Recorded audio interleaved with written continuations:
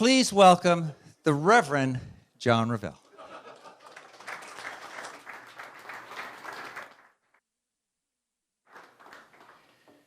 Without a doubt, the most irreverent introduction I've ever received. But what would you expect would you expect anything less? And before I go on, Eddie, raise your hand. I want to make sure everybody knows Eddie Rondano, one of Stanford's finest.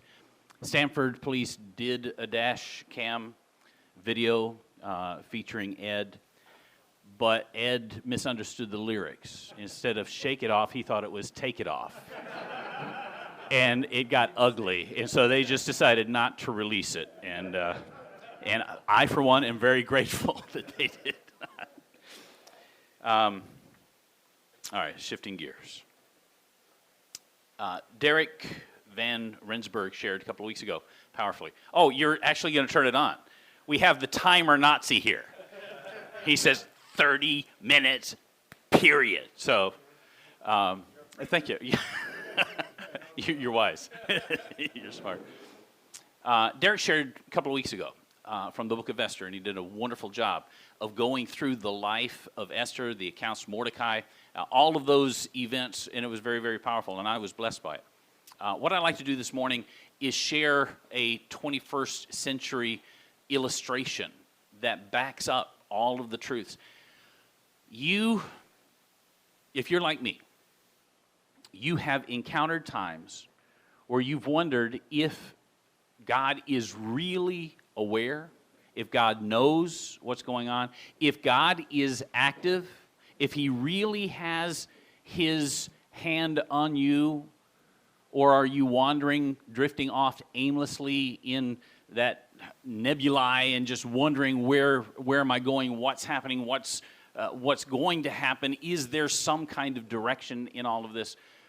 And what Derek shared really touched my heart.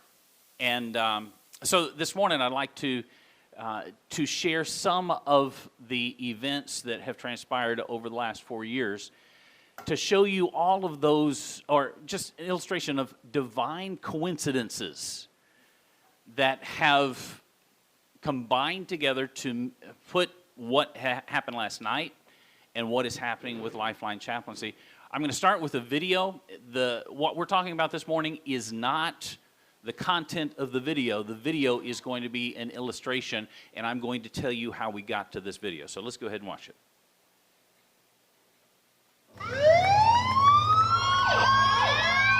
When you face crisis, first responders are there for you.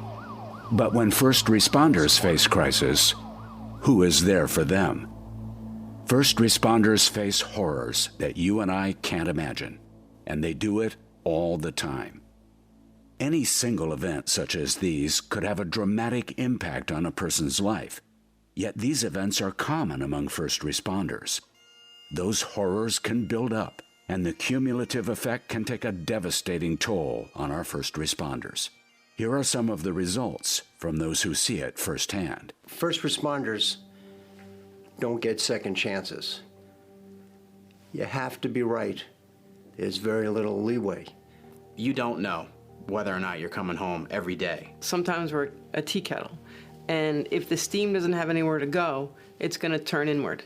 There's just some stuff that you don't want to talk to your family about because they don't need to know some of the darker parts of this line of work. We're given these scenarios where we have to do the right thing and make sure that that's right for everybody, not just for the victims, not just for the suspects. We don't often have complete trust in telling our friends or family what is really truly going on. We don't trust that they can handle what we're going to say, or we don't trust that they'll be good with what we say. And so oftentimes we keep it within ourselves and then find other avenues to let the steam out. We go from 0 to 100 in 3 seconds. There is huge stigma with admitting that you're going through a tough time, and there's a lot of times you don't want to talk about that. There's still this stigma in our society about saying whether it's a psychiatrist, a psychologist, or a social worker. And that stigma, unfortunately, still exists for first responders. That you're somehow less of a cop, less of a firefighter, less of an EMT if you talk to a mental health professional. For firefighters, law enforcement, EMTs, and the military, they have higher rates of alcohol abuse than the general population, higher rates of divorce, higher rates of depression and suicide, higher rates of acute stress disorder and post-traumatic stress disorder. When asked about the value of having a chaplain, here are what some local first responders had to say. It's kind of like having another brother on your side that you can trust and open up to, and this other brother gets it. There's the value of having a Rev, is because now because you can't talk about it at home, now you have an outlet. And not only are you going to get, again, good sound advice from a friend, but you can also get some spiritual advice. So the benefit of having a chaplain available, in addition to the mental health providers, is it doesn't have that same sort of association. I think it truly helps us move on from those calls that are just too hard to move on from, or everyday life as it may be. Finding a compassionate, caring man that you trust, and a compassionate person, it's undeniably an asset.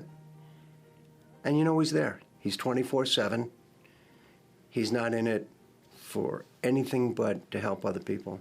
I think when you have somebody that you can speak to that doesn't judge you, just sits down with you, has a conversation with you. You know, you don't have to be falling off a cliff to have Rev tap you on the shoulder and say, "What's up, girl? You want to get a coffee? Are you okay? Let's talk." And just that small motion means a lot to us.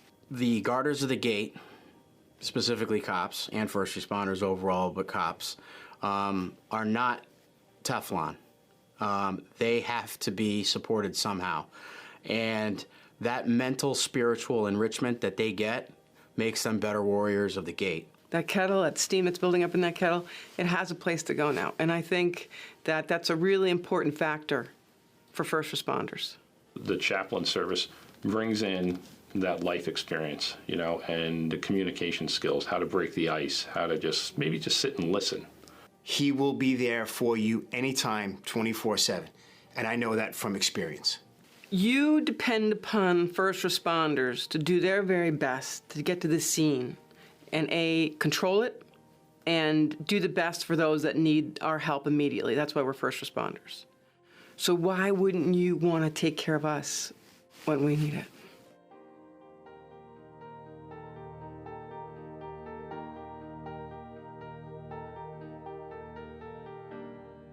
Last night we had a gala event with Rudy Giuliani. It was huge. We had about 270 people there, and it was at the Stanford Hilton. Honor guards from 3 different departments, bagpipes, drums. It was an amazing event. My daughter-in-law said it was surreal. But how we got to that point is the story that I want to touch on in the next 22 minutes, or 3 or 4. 4.5 years ago, our church, Stanford Baptist Church, decided to show the movie Courageous. And if you've seen it, it's about cops and the challenge of being a father. And I had this idea of connecting with the police department and seeing if maybe they would want to share the news, and we could invite some of the cops to come see the movie, because it's about cops and it's a decent movie. So I called the Chief Nivikoff, who you saw in their NIVs, and asked if they would be open to it, and he invited me up to the office to talk to him. Now, it just so happens that the timing in which I arrived, some of his cops were going through some significant struggles, and he had a heightened awareness of the need for his guys. The chaplains that he had on call were what I call ceremonial chaplains. They show up for key events, but they're not there to really be with the guys and help them. So it just so happens that as we're showing this movie and I make the contact, he has this acute focus on taking care of his cops. And so as we're talking, and I told him about my dad's background in military and And as a law enforcement officer, he said, "Would you be our chaplain?" And I said, "Sure, why not?" I had no idea what I was getting myself into, but I said, "Yeah, let's do it." It just so happens that that was just a couple of months before a very tragic accident in which one of our officers fell headlong over an embankment on I-95 and almost lost his life. And Nivs called me up early that morning and said, "Rev, one of my guys was injured last night. I don't think he's going to make it. He's got a wife and 3 children. Would you go to the hospital?" And I got there, and as I reported last night, the Lord healed, and he recovered. But Debbie, my wife, and I, we ministered, and it was not the chick you saw on the screen. My wife is 10 times the woman that you saw on the screen. Believe me. But we went, and we were with Troy and Tori for several months. And the timing, if I had come on after Troy's accident, I wouldn't have had that connection. But it just so happens that Nivs called me on just a couple of months before that accident, and it just so happens that by me being there with those cops as they were there helping Troy, it started to build a relationship. Well, it just so happens that the chief started talking to True, T-Dog that you saw in the video, who was the commander of the honor guard at that time, said, "You need Rev to come and be your chaplain." And he said, "I want you to be the main chaplain, the pastor, special pastor for the honor guard." He said, "There are a bunch of pirates and barbarians, and they need somebody." And I said, "I come from a long line of pirates and barbarians. I would feel very comfortable with them." And so True was very hesitant at first, but over the seeing, it just so happens that he saw the connection with Troy, and he opened the door. And we went and we established a connection. Deese, that you saw in there, is part of that honor guard. Jerry Junes, that you saw in there, he's part of the honor guard. And we started to connect.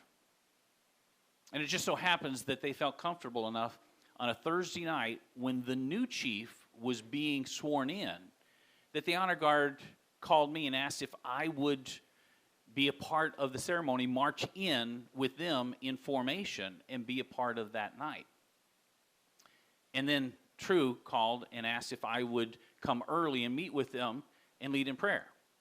Now, you have no idea how bizarre that is for a bunch of hardened veteran cops to call a reverend to come and lead in prayer before they go on. But I did. And that tightened that connection with them even more. But it just so happens that was the night before we heard the reports of the massive shooting in Sandy Hook. And for the next 2 weeks, I was with many of those guys, honor guard, motorcycle cops, many, going to funerals, going to events, being with them.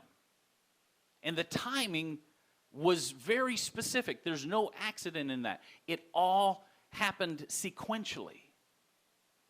It just so happens that one of those guys, motorcycle cop, was in a motorcycle accident that week while doing the funeral processions. And he is one of the most pagans I've ever met. Eddie's laughing because he knows who I'm talking about and knows that what I'm saying is true. And I went to the hospital to pray with him before surgery, and he had never had anything like that. And that launched a bond with him. And it just so happens that over the next few months, a series of crises happened that called me into play with these various cops that opened the door for a greater level of confidence. And it just so happens that all of this unfolded and the bond was established before I had a key meeting Well, before I come to that key meeting, in the course of this, it just so happens that Eddie is friends with Vinny. Eddie here, most of you know Vinny. And he said, Rev, I know a guy who's interested in chaplaincy. His name's Vinny, and I met him through Hope Line. And he said, why don't you guys get together? And so we got together, and we had lunch at the sandwich shop over there. And he said, we need to get you involved in NCS. And I said, okay. Now, this is just a coincidental meeting between Ed and me and introducing me to Vinny. And it just so happened that Vinny was very active in NCS. And it just so happens that he decides to encourage Paul to have me come and speak. And encourage Paul. And encourage Paul. And encourage Paul. And so I started coming. And it just so happens that Paul invited me to his house on a Thursday night. And the Lord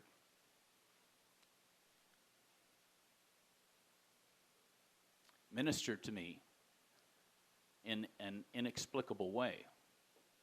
Because I was going through a very, very difficult time. And they had no idea. And despite the times that he is sometimes a jackass, the Lord ministered to me through Peter as well.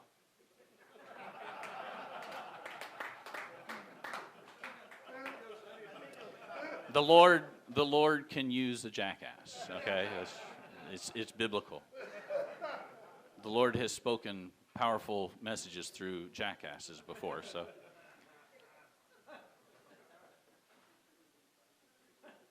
And I got involved in NCS. And the Lord blessed me through the brotherhood, the fellowship of the brothers. And the Lord ministered to me, and the Lord encouraged me, and the Lord helped restore me. And it just so happens that in the course of that, the Lord introduced me to some folks through NCS who needed encouragement as well.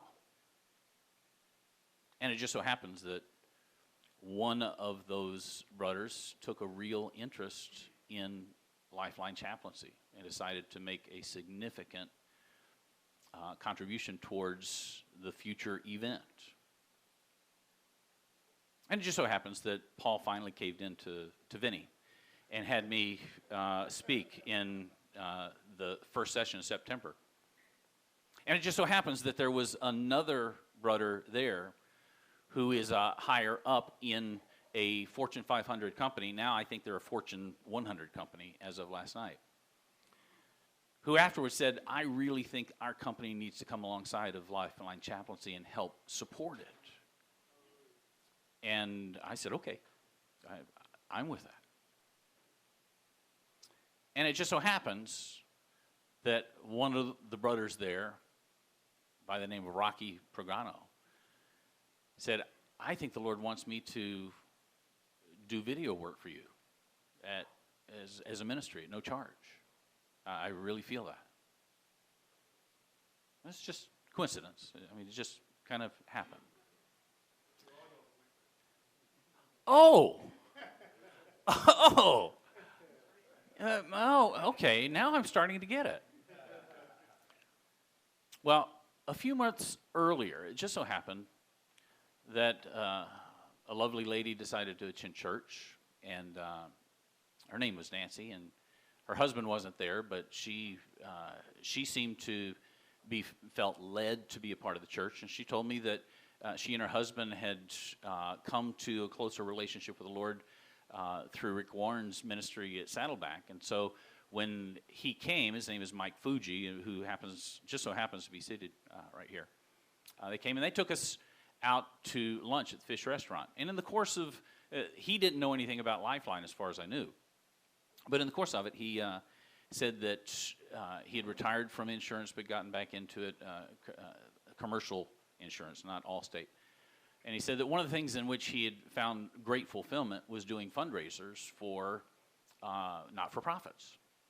And I choked on my crab Benedict that we were having for brunch. And Debbie looked at me like, don't go there. And he explained that the Lord had equipped him and positioned him to have some key individuals, such as General Colin Powell, do fundraisers for a particular foundation that he had been working with. And so I sent him the rough draft of my early video. And I said, could you give me some tips, because I want to share this with folks? And he said, well, let's have lunch together.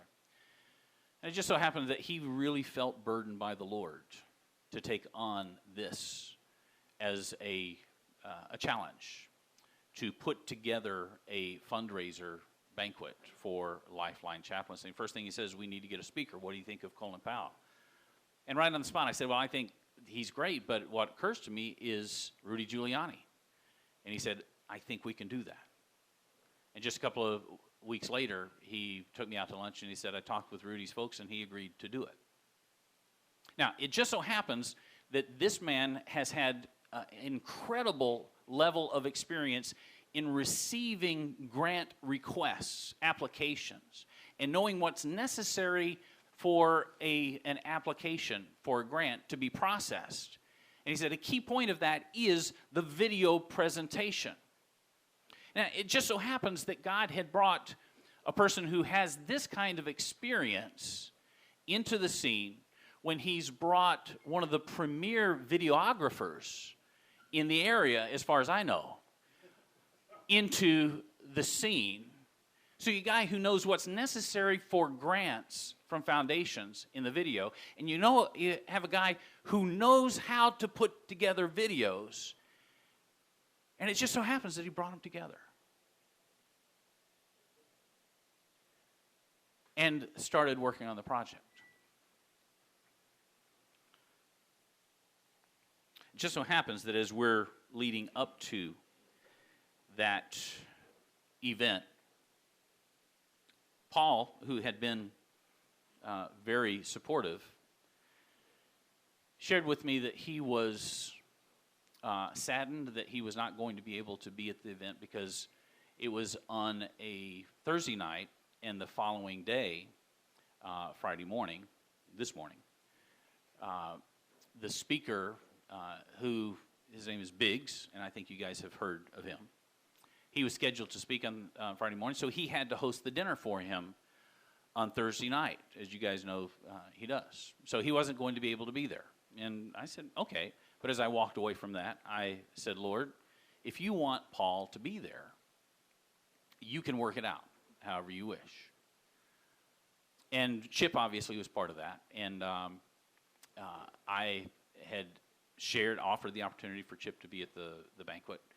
And so as we're going along, just, I guess 3 or 4 weeks ago, I saw Chip at the Manhattan meeting, and I said, he apologized that he couldn't be there, and I said, it's no problem. I understand you and Biggs are going to be there on Friday morning, and Thursday night you have there. And he says, no, that's been canceled. We have a big thing out in L.A. Biggs and I have to go out there, so I'm not going to be able to be there. And I said, oh, really? Well, Paul will probably be able to get somebody else. And he said, oh, yeah, Paul, I have no problem getting anybody else. And so I see Paul the next morning. And I said, so you have somebody for Friday morning? He said, yeah, but he can't be here on Thursday night. So Thursday night's open now. And I said, well, that's odd. I prayed that if the Lord wanted you to be at the dinner, that you would somehow work it out. And he looked and he said, you're to blame. You're to blame. And I said, I don't know. And he felt a passion for this event. And he and a couple of others in the room took this event very seriously. And he set out on a mission to fill his table with qualified potential donors. And he had no idea of knowing, but that was an amazing encouragement to me. Now, it just so happens that trip fell through for Chip and Biggs, and Chip is here this morning. It just so happens. And a couple weeks later, Paul calls me and he says, we were going to have the chaplain for the Nets come and speak on that Friday morning, but it just so happens that he had to cancel. So would you come and speak in his place and just share some of the examples that we heard concerning Ruth to see all of how those quote-unquote coincidences come together. And I had said to him earlier, would you come? And he said, I think I'd be disobedient not coming to the banquet now. And so when he asked me if I would speak on this morning, I said, I think I would be disobedient if I didn't speak at NCS on this Friday morning.